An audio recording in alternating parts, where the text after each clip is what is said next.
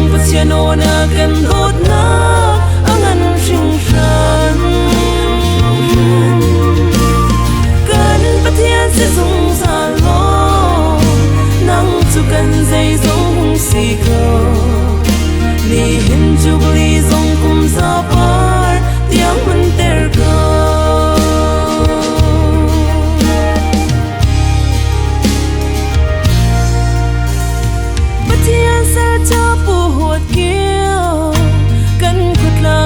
ta chua hal tu khri thong than la par ter mi thanin kan leng sang e ni hin doi mon jubilee a on around kha in kan leng lo chung pathian sin na lung lom bia kan chim pi ve zum tu kan pu hot kia doi man jubilee boy kan phan sang mo chung pasiano na kan hot na angan sing shan kan pathian se zung za lo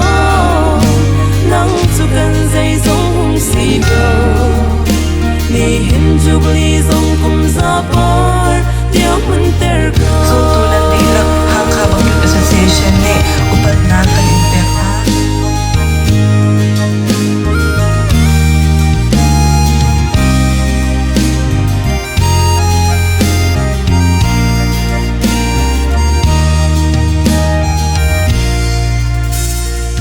chu asa har tu kan pa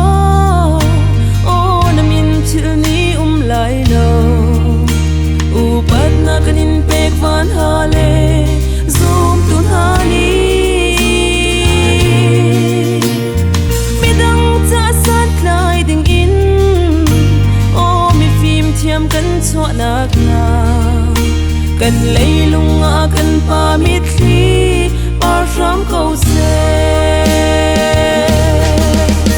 zoom tu kan pu hot kia dai man jubilee boy kan phan sang mo chung pasiano na kan hot na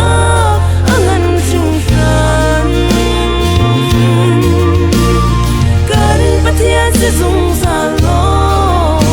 nang chu kan zai zong si ko ni hin jubilee zong kum za par tiang man ter ko